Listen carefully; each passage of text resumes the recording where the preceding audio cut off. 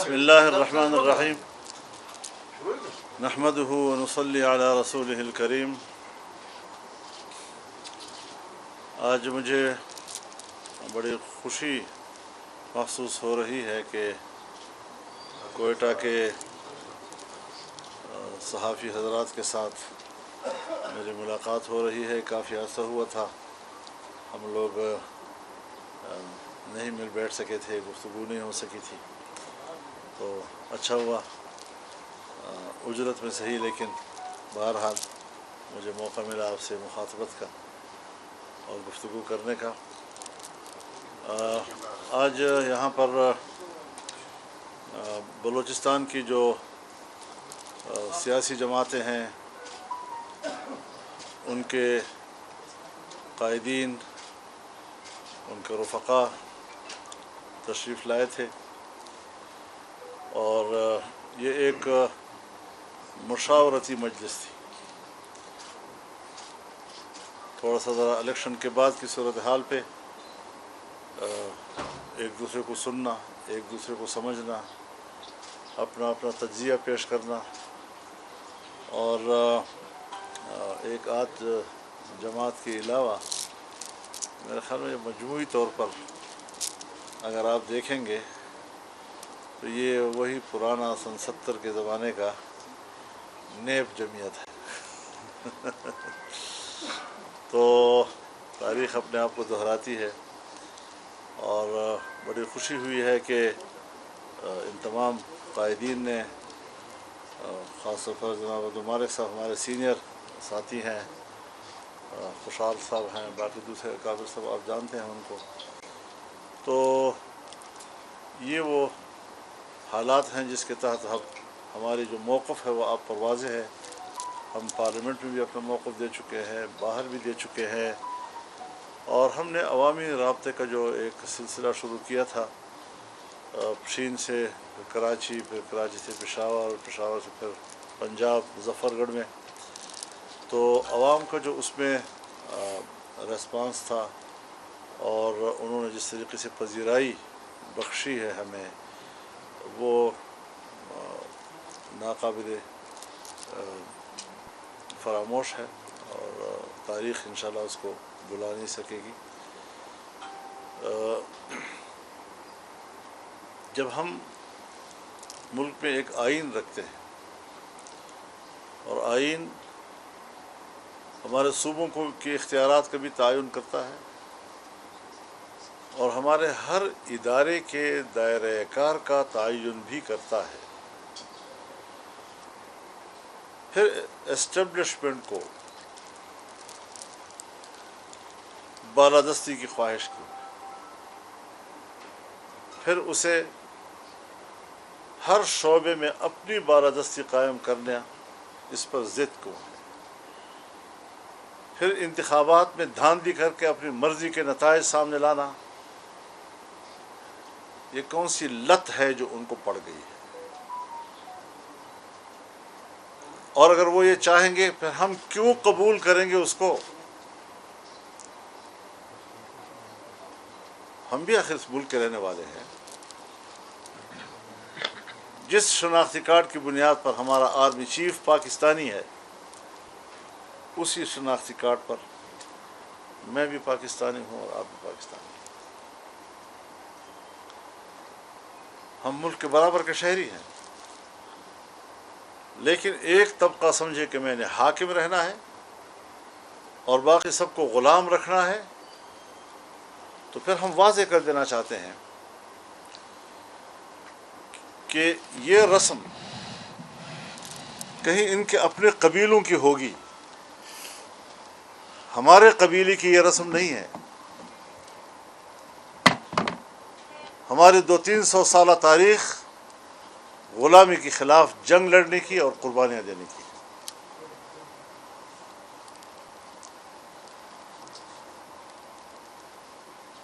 انگریز کے خلاف 50,000 سے زیادہ مجاہدین اسی پاداش میں سولیوں پہ لٹکائے گئے، توپوں سے اڑائے گئے۔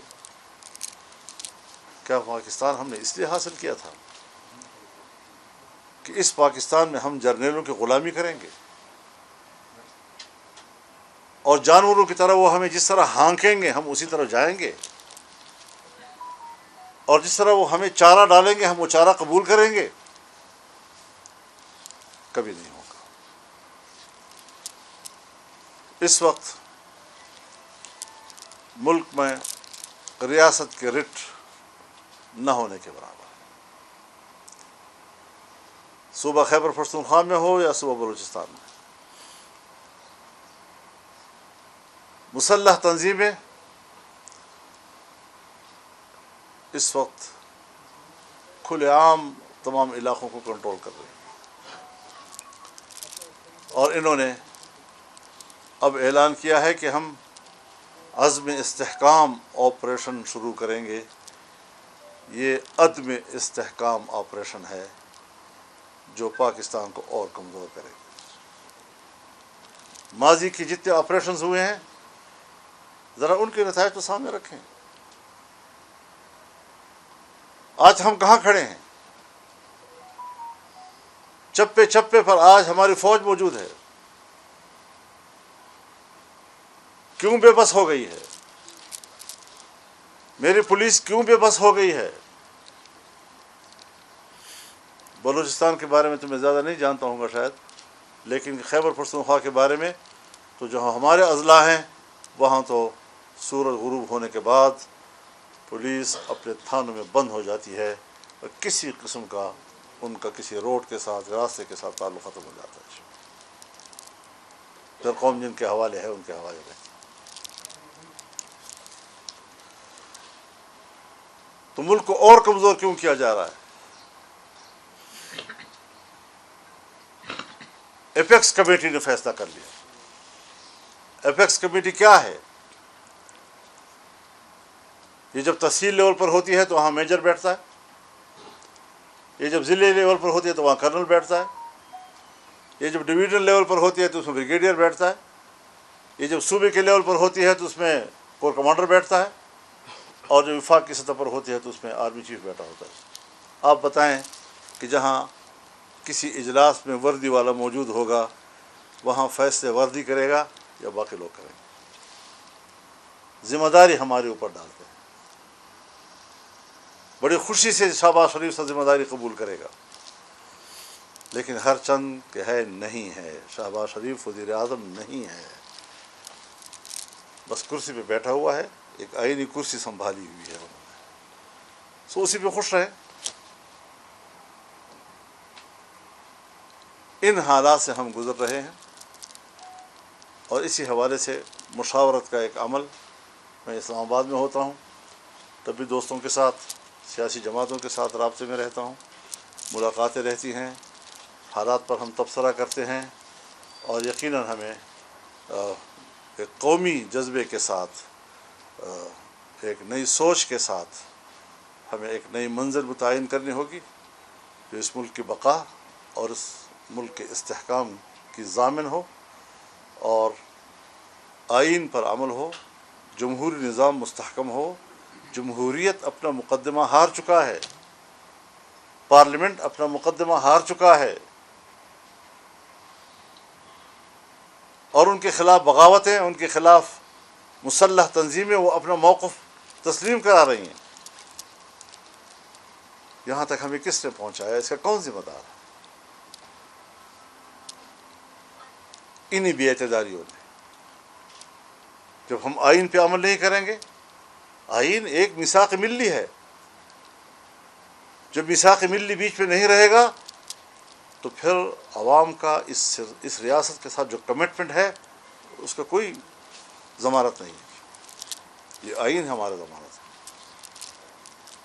تو اس حوالے سے آج جو مجلس ہوئی ہے میں شکر گزار ہوں اپنے تمام دوستوں کا، تشریف لائے، ہم نے دوپہر اکٹھی گزاری، بڑی لمبی بات چیت ہوتی رہی ہے، اور یہ سلسلہ انشاءاللہ العزیز جاری رہے گا۔ عبد المالک صاحب، نہیں سر، جو آپ نے بات کی وہ کافی ہے سر۔ اچھا مولانا صاحب، یہ بتائیں کہ آپ یہ جو خدشات ہے یہ ہمیشہ جو ہے پوزیشن جماعتیں کیوں سامنے لاتی ہیں، جب آپ سے جو تمام جماعتیں یہ اقتدار میں بھی رہی ہیں، خوشحال خان کی جماعت نہیں ہے لیکن دوسروں کی سب کی جماعتیں اقتدار میں رہی ہے، वहाँ पर जाकर तरजीहत क्यों चेंज हो जाती हैं? वहाँ पर ये मौक़िफ़ नहीं हमें दिखाई देता, ये सख्त मौक़िफ़ है या इस्टेब्लिशमेंट के ख़िलाफ़ वहाँ पर सारे इकट्ठे होती हैं। इसी इलेक्शन से पहले ये सवाल जो नवाज शरीफ साहब आ जाए उनसे पूछ लें, जब शहबाज शरीफ साहब आए उनसे पूछें। ये बात तो मुझसे पूछने का है ही नहीं, मैं तो उनको छोड़ के आया हूँ या वो मुझे छोड़ के चले गए। मौलाना साहब जनाब सवाल ज़ाहिर आप नेशनल और इंटरनेशनल लेवल के पॉलिटिशियन हैं, लेकिन मैं बलूचिस्तान के कॉन्टेक्स्ट में पूछूंगा और आपकी जमात से मुतल्लिक़ पूछूंगा। माजी में हमने देखा उलमा साहिबान जो है असम्बली पहुँचते थे, इस मरतबा कोई 12-13 बासर शख्सियात जो है वो पहुँचे, तो कहीं उलमा साहिबान के हाथ से पार्टी तो नहीं निकल रही। सेकंड ये जो आपके साथ बैठे हुए नेशनलिस्ट जो लीडर्स हैं, आपके नैरेटिव और उनके नैरेटिव में बहुत ज़्यादा फ़र्क है, पर्टिकुलरली मैं अफगानिस्तान के कॉन्टेक्स्ट में कहूँगा। तो क्या एग्री हो गए? ये तो बड़े क्रिटिकल है तालिबान के और आपके अच्छे दोस्त हैं। 2 सवाल जी, बड़े अच्छे सवालात हैं और ये सवालात रहेंगे और उसके बावजूद दुनिया चलती रहेगी। दुनिया चलती रहेगी। देखिए, जहाँ तक जमीयत उलमा इस्लाम का ताल्लुक़ है, जमीयत उलमा इस्लाम बज़ाहिर तो ठीक है, उलमा का लफ्ज़ उसमें मौजूद है, लेकिन ये पाकिस्तान के अवाम की जमात है और उसको हमने सिर्फ उलमा के सर्कल तक महदूद नहीं रखा, इसको हमने किसी मसलक तक महदूद नहीं रखा, एक मकतब फ़िक्र तक हमने उसको महदूद नहीं रखा, इसको मुल्क के अवाम की जमात बनाया है। और आज जो मंज़र आपको नज़र आ रहा है ये तो ठीक है, बज़ाहिर जो नक्शा आया है, आपका सवाल बिल्कुल जचता है इस हवाले से, लेकिन अगर एक गैर आलिम दीन भी हमारी टिकट पर कामयाब होगा, हम उसको भी वही एहतराम देंगे जो अगर हम एक अपने आलिम दीन को देते हैं। जब हमने जमात को इतना फैलाया है और आज वो लोग जमीयत में आए हैं और उन्हें ये नहीं देखा कि मैं मौलवी साहब की पार्टी में जा रहा हूँ, नवाब है, सरदार है, जो भी है और जमीयत में आ रहा है, तो हम खुशामदीद कहते हैं और हमने उनको खुशामदीद कहा है। और आज अगर उन्होंने अपने हलकों में इलेक्शन जीता है तो इस तफरीक में हम जमीयत को मुब्तला नहीं करेंगे कि ये उलमा विंग है और ये सरदारान विंग है, ये नवाबान विंग है। ये पाकिस्तान के अवाम की जमात है। जहाँ तक है कौम परस्त जमातों की बात है, हम सियासी लोग हैं, हम बहुत सी इशूज़ पे इख्तलाफ करेंगे, उनका अपना नुक़्ता नज़र होगा, हमारा अपना नुक़्ता नज़र होगा, उनका अपना तजिया होगा, हमारा अपना तजिया होगा, लेकिन हम एक छत के नीचे रहने वाले लोग हैं। जिस तरह हिंदुस्तान तकसीम हुआ, हिंदुस्तान तकसीम होने के बाद जो लोग यहाँ रह गए उन्होंने हर चंद के तकसीम के फ़लसफ़े से इख्तलाफ किया था, लेकिन फिर एक ही छत के नीचे उन्होंने इस मुल्क को बनाने के लिए किरदार अदा किया।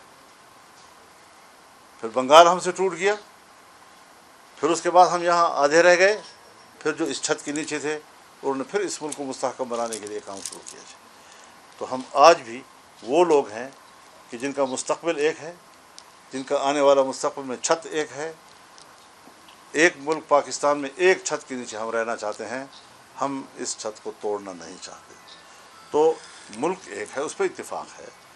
अगर कुछ शिक्कों पर हमारा इख्तिलाफ राय हो जाता है तो क्या हमें ज़िंदगी भर भी इख्तिलाफ है? वो भी ज़िंदा रहना चाहते हैं, हम भी ज़िंदा रहना चाहते हैं। बीमार हो गया तो वो भी सेहतमंद होना चाहता है, हम भी सेहतमंद होना चाहते हैं। इससे कौन इनकार कर सकता है? भूख लग जाती है तो वो भी खाना के मोहताज है, हम भी खाने के मोहताज हैं। प्यास लग जाए तो वो भी पीने के मोहताज है, हम भी पीने के मोहताज हैं। तो इतने मुश्तरकात के बावजूद आपको सिर्फ वो नुकात नज़र आ गए जिस पर हमारे कहीं इख्तिलाफ आ जाता है। उधर भी जाना है इसम्बली में। मौलाना साहब काफ़ी अरसे के बाद सवाल मरकज़ की सतह पर भी एक इत्तेहाद कायम है, वो भी कमोबेश इसी पैटर्न पर है कि हम आइन की बालादस्ती, पार्लियामेंट की और सिविल सुपरमेसी के लिए लड़ रहे हैं। क्या ये इत्तेहाद उस इत्तेहाद के साथ किसी किस्म के राब्ते में है? क्या आपकी पर्टिकुलरली आपकी जो है उनके साथ राब्ते भी हैं, मुलाकातें भी हुई हैं? आपकी जमात के हद तक उनके साथ मिला जाएगा या कोई इम्कान ही मौजूद नहीं है इस इत्तेहाद का आपके वहाँ जाने का? मैं आपको इसका जवाब देता हूँ, लेकिन इस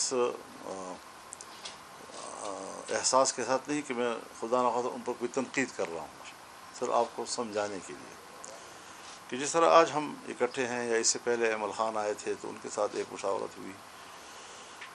अगर इसी तरह की मुशावरत उस इत्तेहाद के बनने से पहले हो जाती तो शायद सूरत हाल ज़रा उससे कुछ मुख्तलिफ होती है, लेकिन उन्होंने ایک اتحاد کر لیا ہے تو ہم اتحاد کو تو مخالفت نہیں کر رہے ہیں، ٹھیک ہے کر لیا ہے، لیکن پھر بھی رابطوں کا سلسلہ ان کے ساتھ بھی برقرار ہے، باتیں چلتی رہتی ہیں، کبھی وہ تشریف لے آئے، کبھی ہم ملیے، کبھی پارلیمنٹ میں مل لیے، تو یہ سیاسی لوگوں کی باہمی جو مشاورت ہے یہ سلسلہ چلنا چاہیے، اور اگر انہوں نے ایک اتحاد بنا لیا ہے تو اس کے احترام کے ساتھ ساتھ سوچ پر تو کوئی پابندی نہیں ہے، سوچ تو سب سیاسی لوگوں کی ہوگی اور چلتی رہے گی، اور انشاءاللہ اور عزیز اس کے بہتر نتائج آئیں گے۔ ہم اس اتحاد کو بھی کوئی منفی نظر سے نہیں دیکھ رہے ہیں، لیکن اگر مشاورت اس پر ہو جاتی تو شاید اس کا نقشہ کچھ اور ہوتا۔ مولانا صاحب، چمن میں ہزاروں لوگ 8 مہینے سے احتجاج میں پرلت بیٹھا ہوا ہے، اس کا کوئی حل نہیں نکل رہا ہے، گورنمنٹ ان کے مطالبات مان نہیں رہی ہے، سیاسی قیادت جاتی ہے، تقریر کا واپس چلی جاتی ہے، کوئی اس کا مستقبل اسی لیے میں جاتا نہیں ہوں۔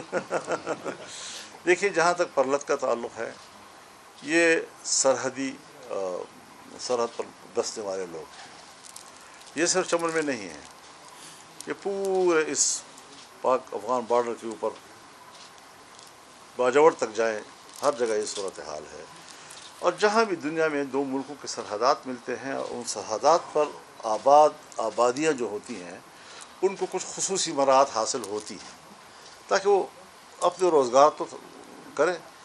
آج 9 مہینے سے یہ لوگ بیٹھے ہوئے ہیں، میں اس قوت کو جو 1000 بار کہے کہ میں ریاست کا محافظ ہوں اور ریاست کے لیے میرا سب کچھ قربان، لیکن میں آج ان لوگوں کی اس حالت کو دیکھ کر ریاست کے ان اداروں کو شقی القلب کے نام سے پکاروں گا۔ وہ کوئی رحم دل لوگ نہیں ہیں، کہتے ہیں ملک پر رحم کر رہے ہیں، ملک پر رحم تب نظر آئے گا جب آپ ملک کے اور ریاست کے لوگوں پر رحم کریں گے۔ آج ان کے پاس متبادل روزگار نہیں ہے، آپ نے ان پر پابندیاں لگا دی ہیں، وہ دن میں جو بچوں کے لیے کماتے تھے وہ نہیں ہیں، آج ان کے گھروں کی خواتین نے اپنے زیورات بیچ دیے ہیں، اپنی بالیاں بیچ دی ہیں انہوں نے، اور اس سے وہ صبح و شام کے کھانے کی فکر مند ہیں، وہ ختم ہو گئے ہیں، تو اب گھروں کے دروازے اور کھڑکیاں بیچ رہے ہیں کہ کسی طریقے سے تو ہمارے کوئی شام کی روٹی کا انتظام ہو سکے۔ کیا اپنی آبادی کے لوگوں کے ساتھ یہ رویہ، یہ شقاوت قلب نہیں ہے تو اور کیا ہے؟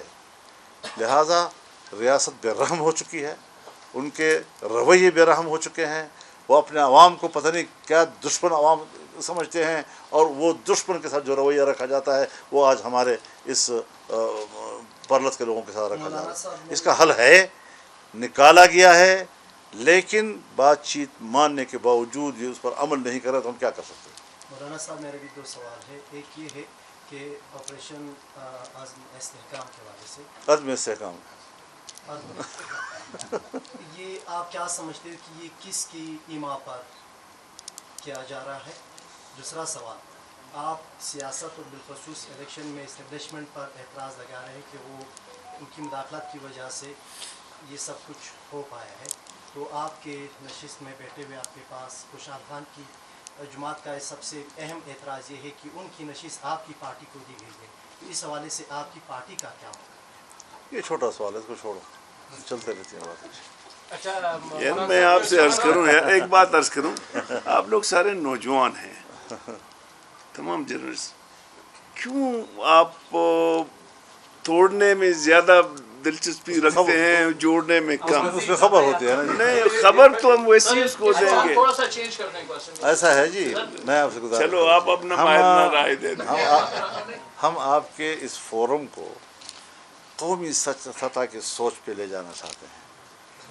آپ نے قسم کھا رکھی ہے کہ ہم نے ریت گننا ہے جی قومی سطح کی نشست جو ہے ان سے لی گئی ہے آپ کی جی، پارٹی، یہ آپ کیسے کہہ سکتے ہیں؟ تو ان کا اعتراض ہے آپ کے ساتھ؟ آپ کا اعتراض ہے، ان کا نہیں ہے، کوئی اعتراض، ان کا کوئی اعتراض سامنے نہیں یہ آیا۔ آج کہہ دیں، ان کو اعتراض نہیں تو آپ بتا دیں۔ تو آپ کو کیا شوق ہے کہ ایک لوگ اتحاد کے لیے بیٹھے ہوئے ہیں اور تمہیں کس نے بھیجا ہے کہ اس کو سفوتاش کرنے کے لیے سوالات کرو؟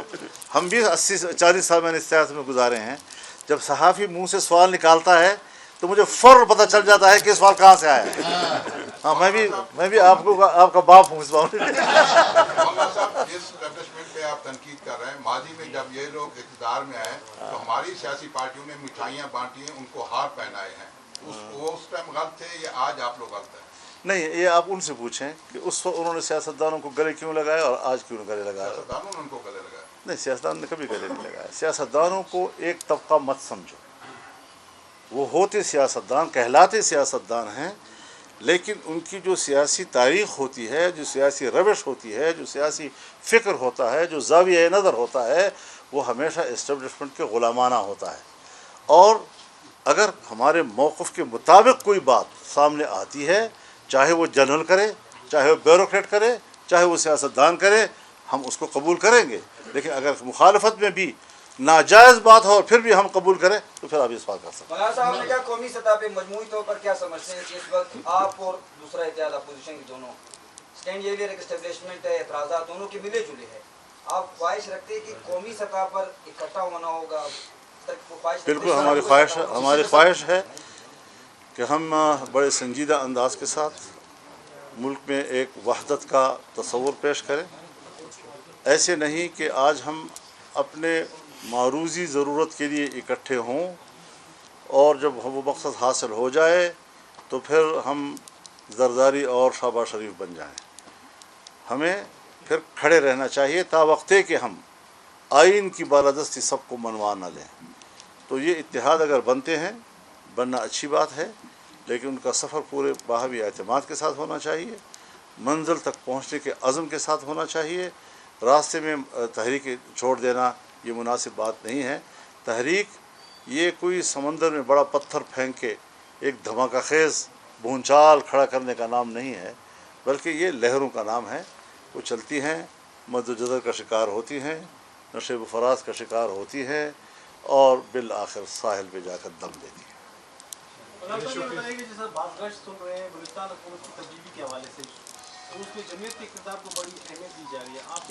ये ख़बर आपकी एक फ़ेक आईडी से ली गई है, तो आप समझ लें, आपको भी पता है कि एक फ़ेक आईडी से ये ख़बर चली है ताकि आप हमें परेशान करें, बस और क्या है।